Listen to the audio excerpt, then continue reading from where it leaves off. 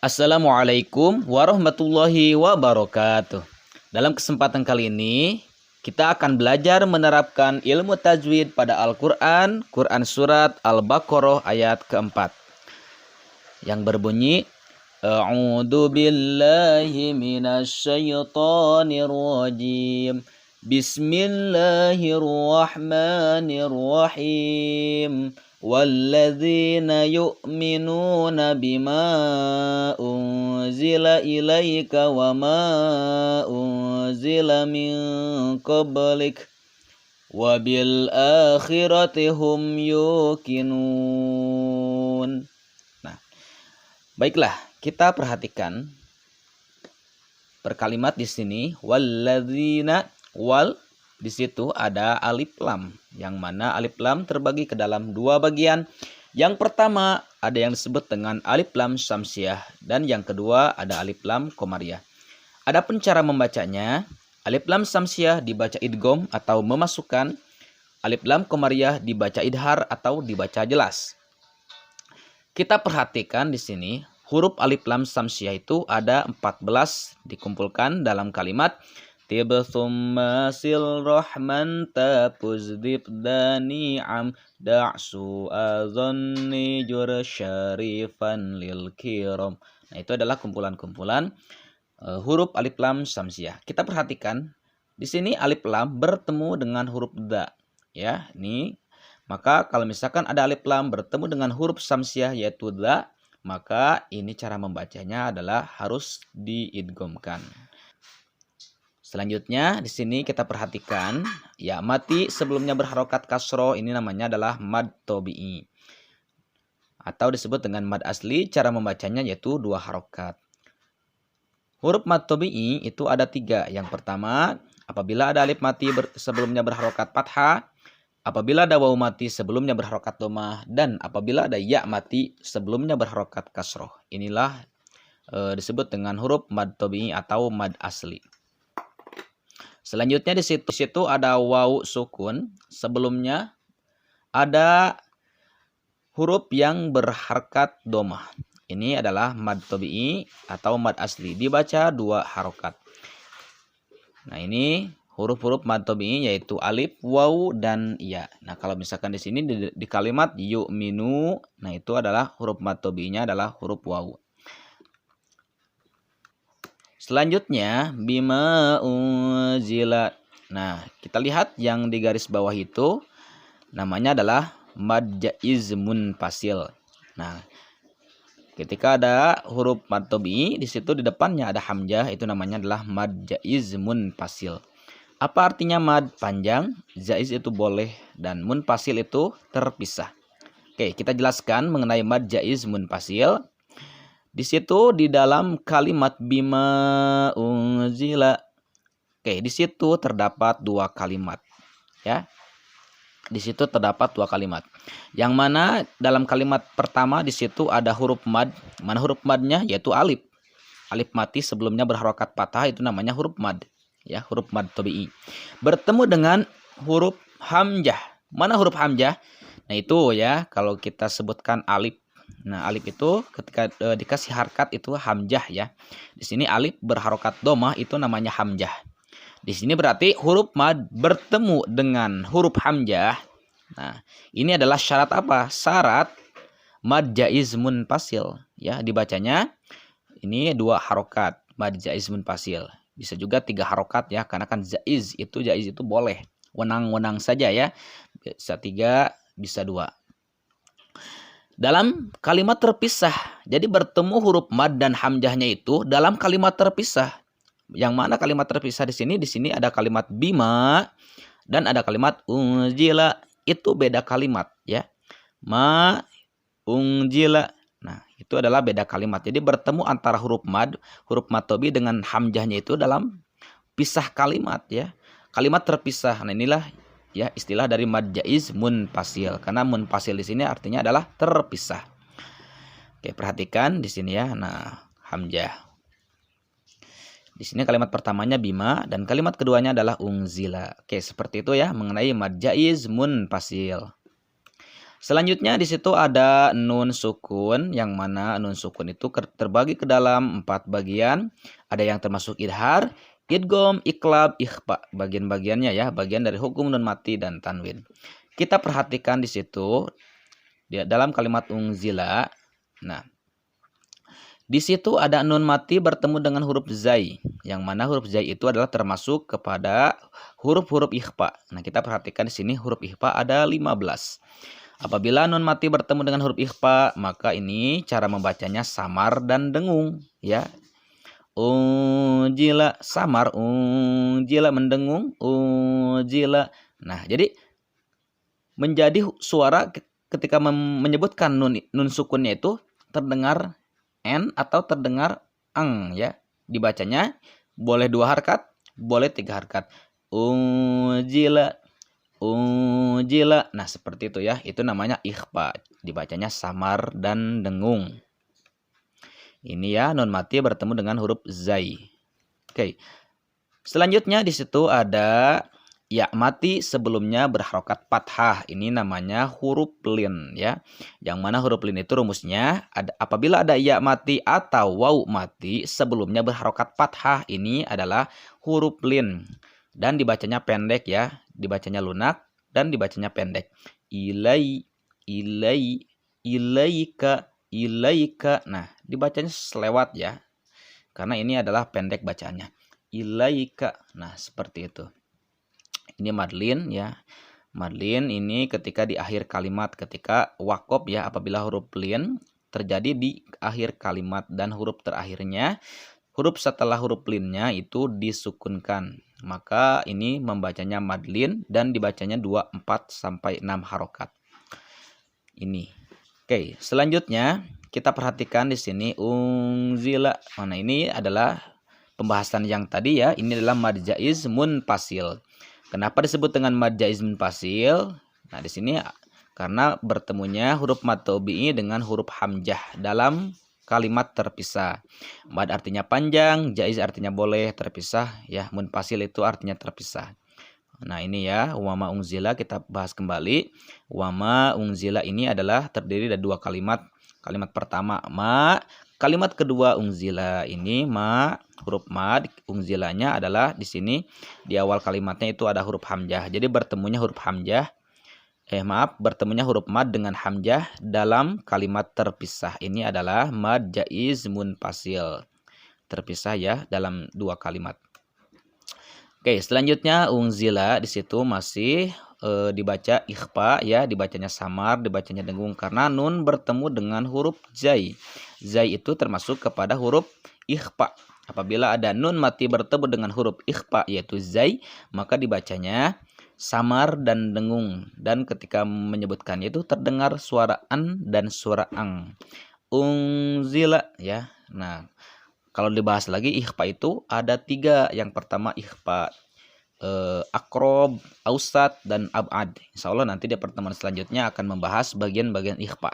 Oke. Nah, ini. Selanjutnya di sini nun mati bertemu dengan kof. Ini juga masih disebut dengan ikhfa ya, karena di sini nun mati bertemu dengan huruf kof. Kof ini termasuk kepada huruf ikhfa ya. Huruf kof itu termasuk kepada huruf ikhfa, dibaca samar dan dengung atau menjadi suara n dan ang ketika membacanya. Min kob, min kobelik, min kobelik. Oke, seperti itu. Nun mati bertemu dengan kof namanya ikhfa. Selanjutnya di situ ada ba yang berharkat sukun. Nah, ini adalah qalqalah sugro ya. Nah, ba sukun itu adalah qalqalah sugro. Pembahasannya mengenai hukum qalqalah itu ketika ada huruf qalqalah yang sukun, maka ini dibacanya adalah mantul. Maka di sini memantulkan bunyi huruf qalqalah yang berharokat sukun. Qaf, to, ba, jim, dal, huruf-hurufnya dikumpulkan dalam kalimat kut bujadin. Syarat qalqalah sugro yaitu kita perhatikan di sini kenapa ini disebut dengan qalqalah sugro, karena huruf qalqalahnya mati asli ya. Mati asli qobelika ini di tengah kalimat, bukan matinya di akhir kalimat. Biasa kalau misalkan berharakat domah, fathah, kasroh karena wakob, maka menjadi mati. Nah, kalau di sini di tengah-tengah kalimat ini matinya mati asli ya. Nah, dibacanya terang dan memantul, bunyi pantulannya kecil dan berada di tengah kalimat min qablik.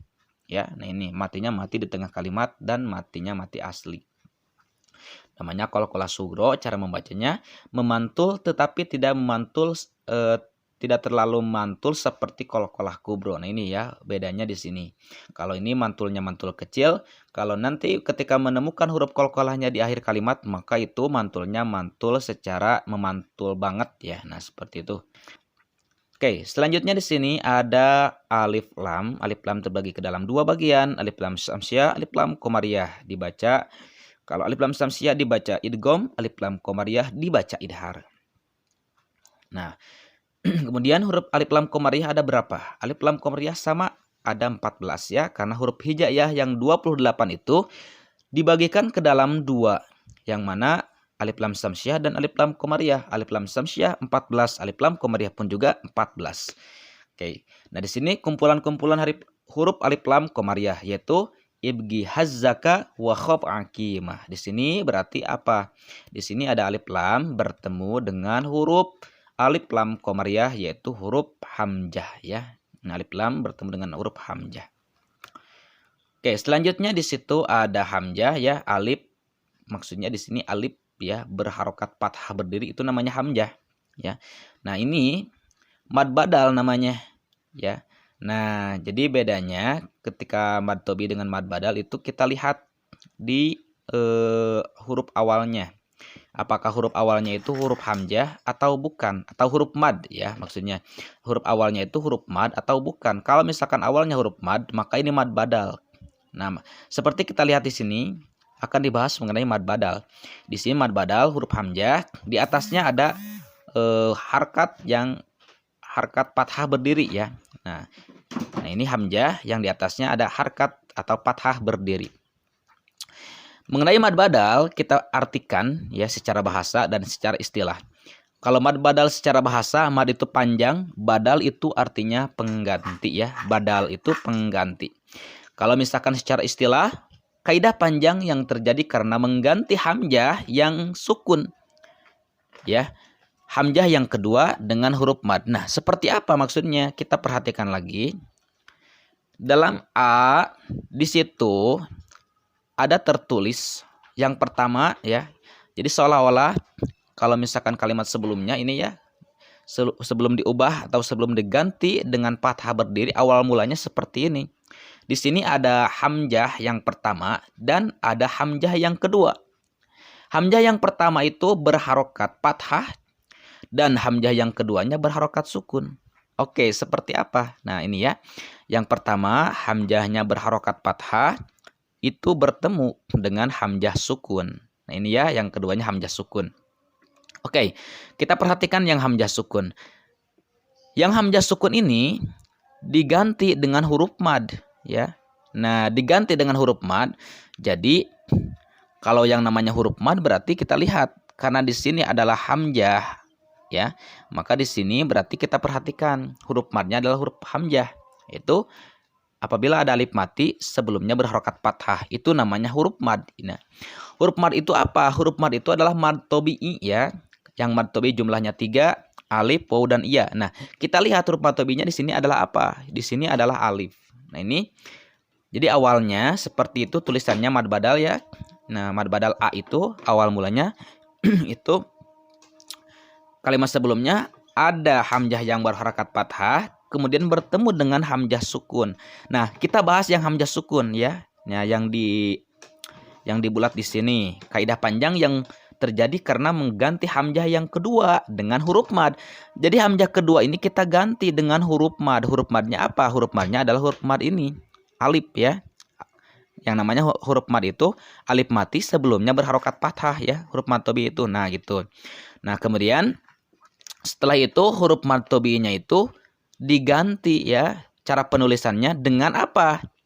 Dengan fathah berdiri. Nah, makanya yang tadinya A ya, kita lihat pada tulisan di sini hamzah berharokat fathah dengan hamzah sukun itu diubah, diganti cara penulisannya yang tadinya hamzah sukun ya. Hamzah sukun, lihat yang hamzah kedua, yang tadinya hamzahnya hamzah sukun diganti dengan huruf mad. Huruf madnya dituliskan dengan fathah berdiri. Nah, jadi fathah berdiri itu adalah maksudnya alif mati sebelumnya berharokat fathah. Ya, ingat.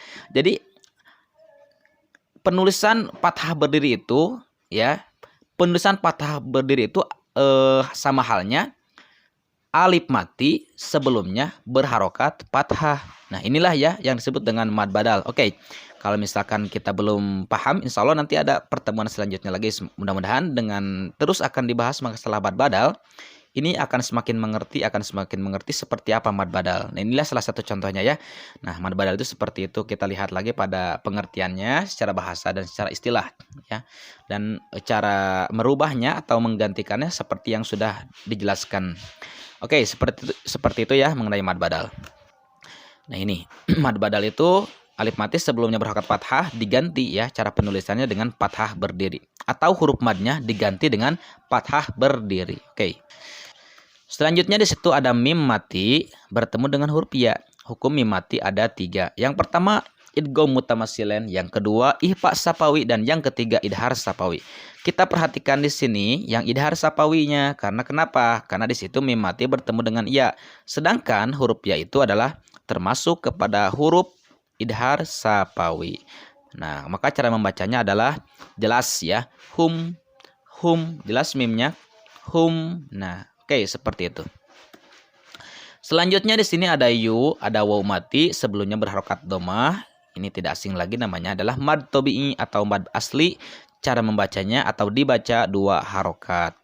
Adapun huruf-hurufnya ada 3. Alif mati sebelumnya berharokat fathah, waw mati sebelumnya berharokat domah, ya mati sebelumnya berharokat kasroh. Oke, seperti itu. Kemudian selanjutnya di sini mad arid li sukun. Kenapa disebut dengan mad arid li sukun? Karena mad tobi'i bertemu ya. Karena di sini mad tobi'i terjadi pada akhir kalimat dan huruf yang di depannya setelah huruf mad itu disukunkan karena wakob, seperti di sini lihat yukinun. Nah, karena berhenti jadi yukinun. Yang tadinya nunnya yang akhir berharokat fathah, maka terjadi wakob, maka nunnya jadi sukun. Nah, inilah yang disebut dengan mad arid li sukun. Awalnya yukinuna jadi yukinun. Dibacanya boleh 2, boleh 4, dan boleh 6. Inilah ya yang disebut dengan mad arid li sukun. Oke, baiklah.